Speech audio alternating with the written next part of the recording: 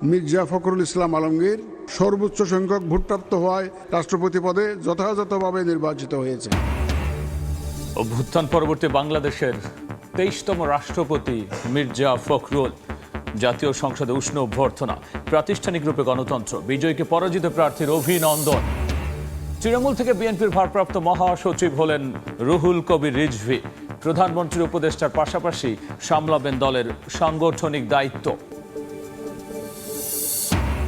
বহুপাক্ষিক মঞ্চে নয়, ভারতের আমন্ত্রণে তারেক মোদি দ্বিপাক্ষিক বৈঠক চায় বাংলাদেশ। আগের চেয়ে ঢাকার উদ্বেগ বেশি অনুধাবন করছে দিল্লি, জানালেন পররাষ্ট্র উপদেষ্টা।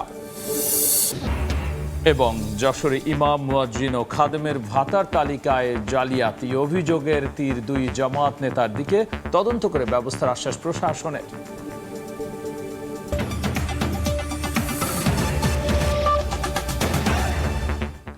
জনপদের সময় সঙ্গে আছি আমি গোলাম রাব্বি।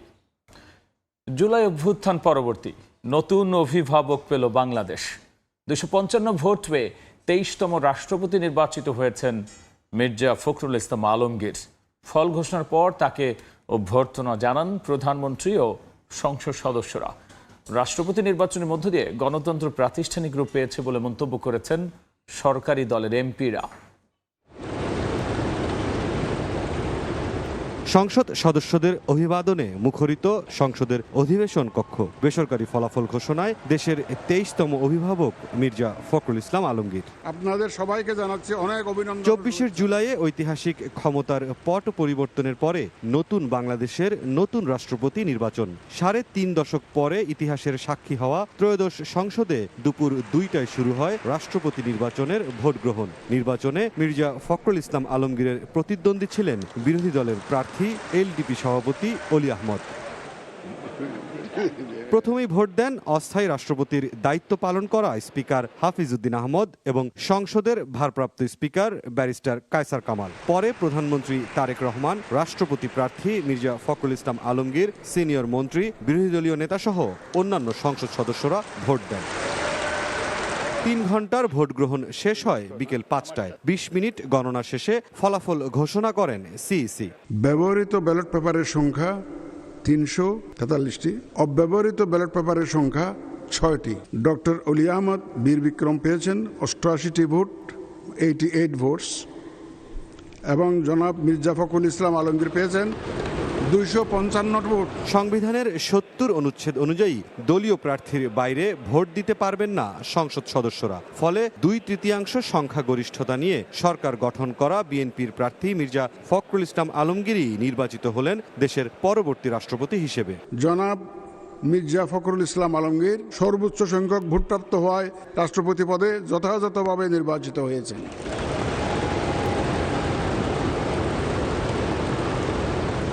ভোট শেষে সরকার দলীয় সংসদ সদস্যরা জানান, গণতন্ত্রের পথে আরও এক ধাপ এগিয়ে গেল বাংলাদেশ। অতীতে দলকে সুসংহত রাখার অভিজ্ঞতা থেকে নতুন রাষ্ট্রপতি এবার দেশকে এগিয়ে নেবেন বলেও প্রত্যাশা তাদের। আগাগোড়া একজন রাজনীতিবিদকে আমরা প্রেসিডেন্ট হিসেবে নির্বাচিত করতে পেরেছি।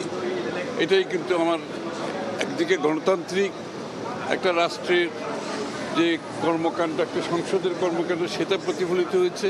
যদি সত্যর দ্বারা বিদ্যমান অবস্থায় মেনে নিয়ে বিরোধী দল সাংবিধানিক প্রক্রিয়ায় রাষ্ট্রপতি নির্বাচনে অংশগ্রহণ করে থাকে, তাহলে বিদ্যমান সংবিধান অনুযায়ী সংবিধান সংস্কার পরিষদের যে সদস্যরূপে তারা শপথ নিয়েছেন, সেটা সাংবিধানিকভাবে টিকে না, এই স্বীকৃতি তারাই দিলেন।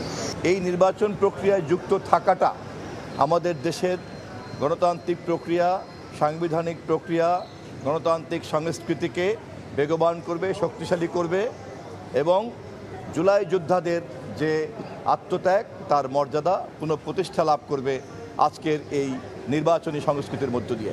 এদিকে আনুষ্ঠানিকতা শেষে সরকার দলীয় চিফ হুইপ জানান, এবারের রাষ্ট্রপতি নির্বাচনের মাধ্যমে দেশের গণতন্ত্র আরও সুসংহত হলো। আমরা যৌথভাবে অনেকগুলো সিদ্ধান্ত নিয়েছি, আজকেও যৌথভাবে সিদ্ধান্ত হয়েছে এবং এই সিদ্ধান্তটা গণতন্ত্র প্রতিষ্ঠার জন্য এবং দেশের উন্নয়নের জন্য অত্যন্ত অভূতপূর্ব এবং গুরুত্বপূর্ণ। শুক্রবার সন্ধ্যা 7:30টায় বঙ্গভবনে নতুন রাষ্ট্রপতি হিসেবে শপথ নেবেন মির্জা ফখরুল ইসলাম আলমগীর। গণতন্ত্রের সুস্থ চর্চা এবং প্রাতিষ্ঠানিক রূপায়ণে রাষ্ট্রপতি নির্বাচন একটি গুরুত্বপূর্ণ সাংবিধানিক প্রক্রিয়া। বিনা প্রতিদ্বন্দ্বিতায় রাষ্ট্রের অভিভাবক নির্বাচিত হওয়ার সংস্কৃতি থেকে বেরিয়ে বহু প্রার্থীভিত্তিক এবং ভোটের এই নির্বাচন তাই গণতন্ত্রকে আরও অর্থবহ ও অংশগ্রহণমূলক করে তুলবে। সংসদে ভোটার আইন প্রণেতাদের পাশাপাশি এমন প্রত্যাশা সব মহলে। মুরসালিন হক জুনায়েদ, সময় সংবাদ, ঢাকা। নবনির্বাচিত রাষ্ট্রপতি মির্জা ফখরুল ইসলাম আলমগীরকে অভিনন্দন জানিয়েছেন বিরোধী দলের প্রার্থী ডক্টর অলি আহমদ। এদিকে বিরোধী দলীয় উপনেতা সৈয়দ আবদুল্লাহ মোহাম্মদ তাহের জানিয়েছেন, গণতান্ত্রিক চর্চার জন্যই নির্বাচনে অংশ নিয়েছে বিরোধী দল। জুলাই গণঅভ্যুত্থানের পর নতুন রূপে বাংলাদেশ দীর্ঘ ৩৫ বছর পর অনুষ্ঠিত হলো রাষ্ট্রপতি নির্বাচনের ভোট গ্রহণ। প্রতিদ্বন্দ্বিতাপূর্ণ নির্বাচনে ২৫৫ ভোট পেয়ে বিজয়ী হয়েছেন বিএনপির প্রার্থী মির্জা ফখরুল ইসলাম আলমগীর। অন্যদিকে বিরোধী দলের প্রার্থী অলি আহমদ পেয়েছেন ৮৮ ভোট। নির্বাচন শেষে বিরোধী দলীয় উপনেতা জানান, ৭০ অনুচ্ছেদের বাধ্যবাধকতায় এমপিরা ভিন্ন মতের কাউকে ভোট দিতে পারেননি। বিজয়ের সম্ভাবনা না থাকলেও গণতন্ত্রের জন্য নির্বাচনে অংশ নিয়েছে বিরোধী দল। দলীয় সংকীর্ণতার ঊর্ধ্বে উঠে নতুন রাষ্ট্রপতি দায়িত্ব পালন করবেন বলে আশাবাদ ব্যক্ত করেন সৈয়দ আবদুল্লাহ মোহাম্মদ তাহের। আমরা আশা করি উনি প্রেসিডেন্টের শপথ গ্রহণ করার পর থেকেই একজন নিরপেক্ষ ব্যক্তিতে রূপান্তরিত হবেন এবং উনি কোনো দলের পক্ষে কাজ করবেন না। উনি দেশের পক্ষে, জনগণের পক্ষে এবং গণতন্ত্রের পক্ষে অত্যন্ত বলিষ্ঠ ভূমিকা পালন করবেন। এটা জনগণের প্রত্যাশা প্রেসিডেন্টের কাছে।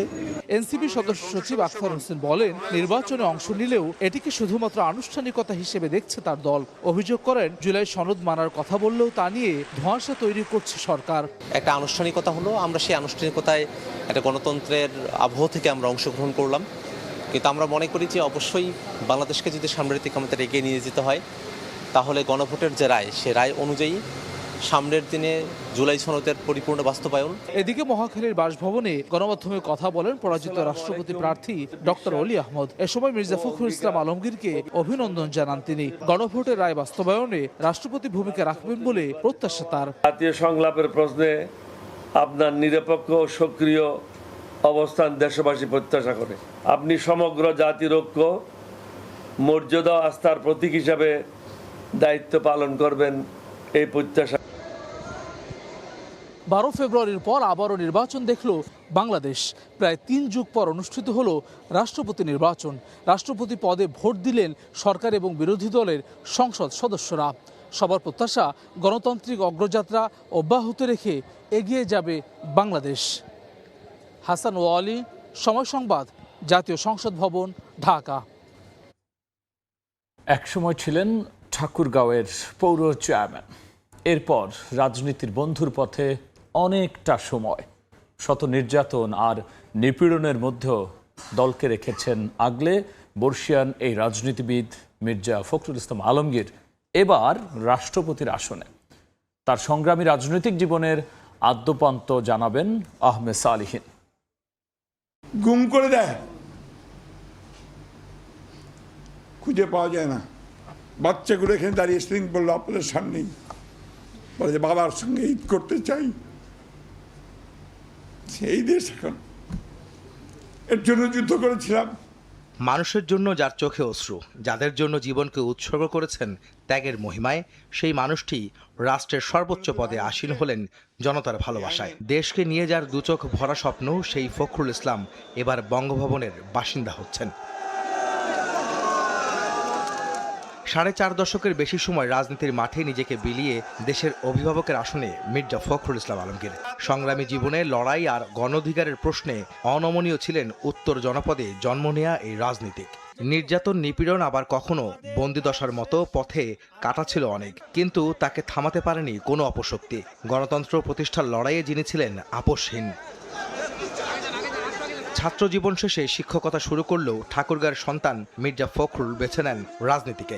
৮০ দশকে ঠাকুরগাঁও পৌরসভার চেয়ারম্যান নির্বাচিত হন তিনি। পরে ৯০-এ বেগম খালেদা জিয়ার হাত ধরে পথ চলা শুরু বিএনপির সাথে।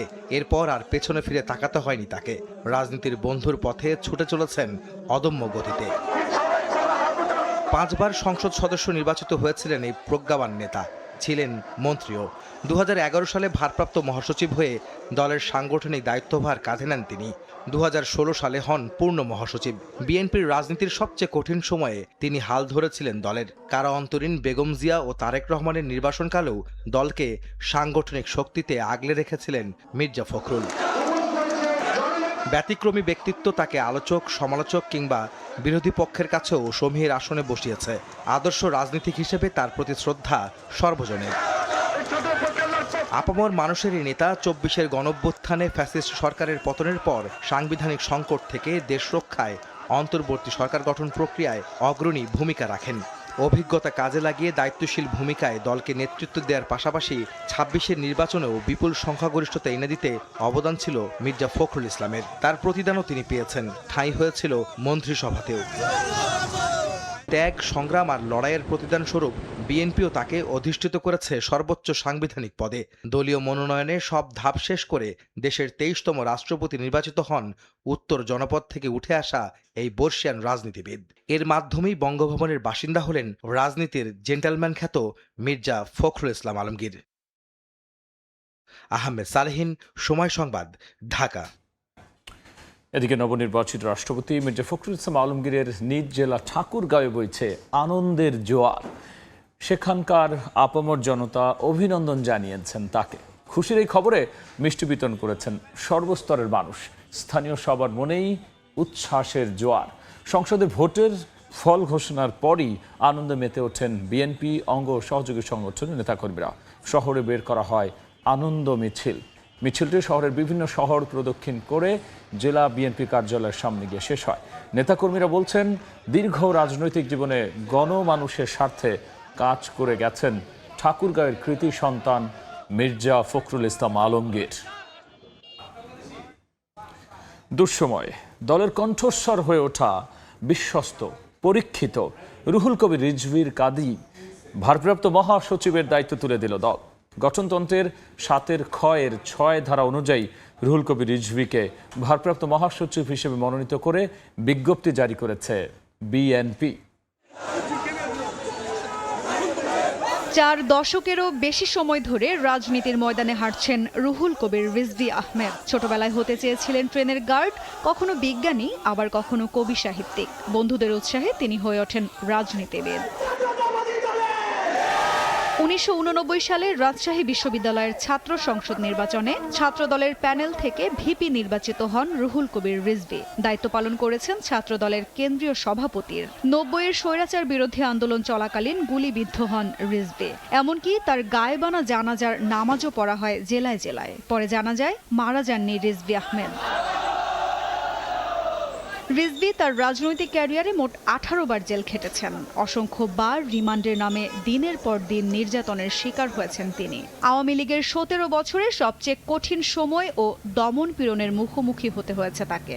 দলের শীর্ষ নেতাদের অনেকেই যখন কারাগারে কিংবা গ্রেপ্তার এড়াতে অনেকেই যখন আত্মগোপনে, তখন মাসের পর মাস কেন্দ্রীয় কার্যালয়ে অবস্থান করে দল সামলেছেন তিনি। একের পর এক মিথ্যা মামলা, হুলিয়া আর গ্রেপ্তারের ভয়কে তুচ্ছ করে দুঃসময়ে তিনিই ছিলেন বিএনপির কণ্ঠস্বর।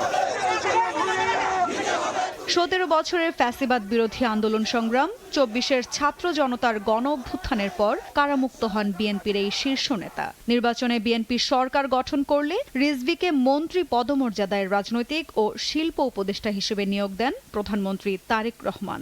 সরকার গঠনের 6 মাসের মাথায় মির্জা ফখরুল ইসলাম আলমগীরকে রাষ্ট্রপতি পদে মনোনয়ন দিলে খালি হয় দলের মহাসচিবের পদ। দুঃসময়ে বিএনপির কণ্ঠস্বর হয়ে ওঠা এই বিশ্বস্ত, পরীক্ষিত রুহুল কবির রিজভীর কাঁধেই ভারপ্রাপ্ত মহাসচিবের দায়িত্ব তুলে দিলেন চেয়ারম্যান এবং প্রধানমন্ত্রী। বিগত সময়গুলোতে দলের দপ্তর সম্পাদক, মুখপাত্র, সিনিয়র যুগ্ম মহাসচিব, জাতীয় নির্বাচন পরিচালনা কমিটির সদস্য সচিবের দায়িত্ব পালন করেছেন তিনি। এখন তাকে দেখা যাবে বিএনপির ভারপ্রাপ্ত মহাসচিবের দায়িত্বে। মাধবী তন্নি, সময় সংবাদ, ঢাকা। তারেক রহমান নরেন্দ্র মোদীর প্রথম বৈঠক কোনো বহুপাক্ষিক মঞ্চে নয়, ভারতের আমন্ত্রণে দ্বিপাক্ষিকভাবেই করতে চায় বাংলাদেশ। শেখ হাসিনার ভারতে অবস্থান সহ সাম্প্রতিক বিভিন্ন ঘটনায় ঢাকার উদ্বেগ দিল্লি অনুধাবন করেছে বলেও জানিয়েছেন প্রধানমন্ত্রীর পররাষ্ট্র বিষয়ক উপদেষ্টা হুমায়ুন কবির। শাতিরা শারমিনের রিপোর্ট, ক্যামেরায় সালাউদ্দিন লিয়া। ঢাকা নয়াদিল্লি সম্পর্কে নতুন সমীকরণ আর তার কেন্দ্রে প্রধানমন্ত্রী তারেক রহমানের সম্ভাব্য ভারত সফর। শেখ হাসিনার ভারতে অবস্থান, প্রত্যর্পণ, নিরাপত্তা, বাণিজ্য, বিনিয়োগ ও দীর্ঘদিনের অমীমাংসিত পানি ইস্যু সব মিলিয়ে দিল্লির সঙ্গে আলোচনায় একাধিক কঠিন প্রশ্ন সামনে রাখছে ঢাকা। এ নিয়ে সময় সংবাদের মুখোমুখি পররাষ্ট্র উপদেষ্টা হুমায়ুন কবির। তিনি জানান, ঢাকার সবচেয়ে স্পর্শকাতর ইস্যুগুলোর একটি শেখ হাসিনার ভারতে অবস্থান। 5 আগস্ট পরবর্তী বাংলাদেশের রাজনৈতিক বাস্তবতা এবং জনগণের অনুভূতি দিল্লি এখন আগের তুলনায় বেশি অনুধাবন করছে। একই সঙ্গে বাংলাদেশের হত্যা মামলার আসামি ও অভিযুক্তদের ফেরত দেওয়ার দাবিও আলোচনার গুরুত্বপূর্ণ অংশ। ভারত থেকে আসিয়া কোনো সন্ত্রাসী এখানে ঢাকায় বসে প্রেস ব্রিফিং করতে পারবে না। তো আমার এখানে যদি আমি জায়গা দিই না, প্রাইভেট হোক আর পাবলিক হোক, অন্যখানে কেন এটা টেররিস্টকে জায়গা দেওয়া হবে? ইট ওয়াজ এই insult to the people of Bangladesh allowing her this space. এই রিসেন্ট কয়েকদিন আমরা দেখতেছি ভারত থেকে মানে মোটামুটি এটা পজিটিভ মানে কথাবার্তা হচ্ছে এবং মানে একটা রিয়েলাইজেশন, মানে স্ট্রং রিয়েলাইজেশন হয়েছে যে 5 অগাস্টে পালিয়ে যাওয়া স্বৈরাচার সন্ত্রাসী শেখ হাসিনা যে কথাবার্তা বলছে এইটা বাংলাদেশের মানুষকে সেন্টিমেন্টকে হার্ট করেছে। And Bharat has noted that. Let us see, মানে আলাপ আলোচনা তো করতে হবে এবং পজিটিভলি দুই দেশের লিডারশিপ পজিটিভলি মাইন্ডসেট নিয়ে কাজ করলে মানে সব সমস্যার সমাধান হইতে পারে। সব আলোচনা ছাপিয়ে প্রধানমন্ত্রী তারেক রহমানের ভারত সফরের আগে সামনে রাজনৈতিক গুরুত্বপূর্ণ প্রশ্ন। প্রধানমন্ত্রী নরেন্দ্র মোদীর সঙ্গে তার প্রথম শীর্ষ বৈঠক কোথায় হবে? এ বিষয়ে বাংলাদেশের অবস্থান স্পষ্ট। বহুপাক্ষিক মঞ্চে নয়, ভারতের আমন্ত্রণে তারেক মোদীর প্রথম বৈঠক চায় ঢাকা। সম্মানজনক স্থান থেকে আমন্ত্রণ হইতে হবে এবং ন্যাশনাল ইন্টারেস্টের ভিত্তিতে, মানে মিউচুয়াল রেসপেক্টের ভিত্তিতে, মানে যদি আমরা যখন দেখো the timing is right, we are willing to visit. দুইটা গুরুত্বপূর্ণ দেশ, we are neighbours, we should invite each other to our homes. প্রথম ভিজিট কেন ব্রিক্সের আওতায় হবে?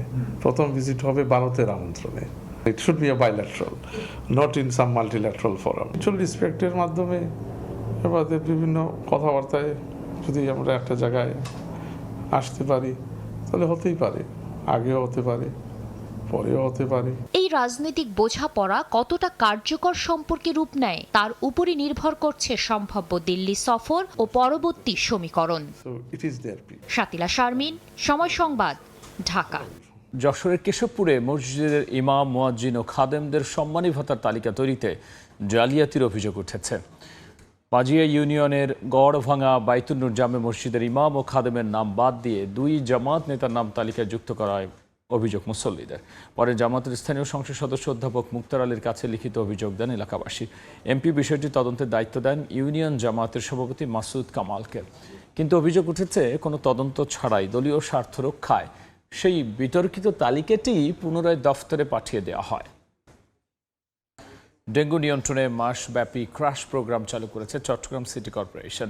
8টি রেড জোনের পাশাপাশি 41টি ওয়ার্ডে ছিটানো হচ্ছে মার্কিন কীটনাশক BTI। মশা নিধনে ব্যবহার হচ্ছে অত্যাধুনিক প্রযুক্তির কীটনাশক BTI, যা কেবল মশা ও মাছির লার্ভাকেই ধ্বংস করে। বিশ্ব মশা দিবসে মাসব্যাপী ক্রাশ প্রোগ্রাম চালু করেছে চট্টগ্রাম সিটি কর্পোরেশন। বৃহস্পতিবার সকালে নগরীর ফিরিঙ্গি বাজারের পাথরঘাটা থেকে শুরু হয় এই কার্যক্রম। সচেতনতা বৃদ্ধিতে বিতরণ করা হয় লিফলেটও। 1 সপ্তাহব্যাপী আগে ক্র্যাশে যাব, এরপর আমরা মাসব্যাপী এটাকে কন্টিনিউ করব। নগরীর কোতোয়ালি, বন্দর, বায়েজিদ ও হালিশহর সহ ডেঙ্গুর 8টি রেড জোন চিহ্নিত করে মশক নিধনে কাজ করছে প্রশিক্ষিত 60 জন কর্মী। প্রতিটি ওয়ার্ডে রয়েছে 30 জন রেড ক্রিসেন্টের স্বেচ্ছাসেবক। এই ওষুধটা আমরা বেড ইফেক্টিভ হিসাবে আমরা পেয়েছি। এছাড়া আমরা অ্যাডাল্টিসাইডের জন্য ডেলটামেট্রিন ইউজ করছি। লার্ভিসাইডের জন্য আমরা আরও একটা ওষুধ ইউজ করছি, সেটা হচ্ছে টেমিসন। এখন এইটা দিয়ে আমরা এখন একটা ক্রাশ প্রোগ্রাম শুরু করেছি। ডেঙ্গুর যে প্রভাব বিস্তার যেন না করে, যে কিভাবে এটাকে আরও বেশি কমিয়ে রাখা যায়, এই অনুযায়ী আমরা লিফলেট বিতরণ করবো, তাদের মধ্যে অ্যাওয়ারনেস প্রোগ্রাম করবো প্রত্যেকটা স্কুলে। গত বছরের এই সময়ে চট্টগ্রামে ডেঙ্গুতে 750 আক্রান্ত ও 8 জনের মৃত্যু হয়। তবে চলতি মৌসুমে এখন পর্যন্ত ডেঙ্গু চিকিৎসা নিয়েছেন 550। শফিকুল আলম, সময় সংবাদ, চট্টগ্রাম। জনপদের সময় শীর্ষ সংবাদ জানিয়ে দিচ্ছি আরও একবার। মির্জা ফখরুল ইসলাম আলমগীর সর্বোচ্চ সংখ্যক ভোটপ্রাপ্ত হওয়ায় রাষ্ট্রপতি পদে যথাযথভাবে নির্বাচিত হয়েছে। অভ্যুত্থান পরবর্তী বাংলাদেশের 23তম রাষ্ট্রপতি মির্জা ফখরুল। জাতীয় সংসদ উষ্ণ অভ্যর্থনা। প্রাতিষ্ঠানিক রূপে গণতন্ত্র, বিজয়ীকে পরাজিত প্রার্থীর অভিনন্দন। তৃণমূল থেকে বিএনপির ভারপ্রাপ্ত মহাসচিব হলেন রুহুল কবির রিজভী। প্রধানমন্ত্রীর উপদেষ্টার পাশাপাশি সামলাবেন দলের সাংগঠনিক দায়িত্ব। এবং বহুপাক্ষিক মঞ্চে নয়, ভারতের আমন্ত্রণে তারেক মোদি দ্বিপাক্ষিক বৈঠক চায় বাংলাদেশ। আগের চেয়ে ঢাকার উদ্বেগ বেশি অনুধাবন করছে দিল্লি, জানালেন পররাষ্ট্র উপদেষ্টা।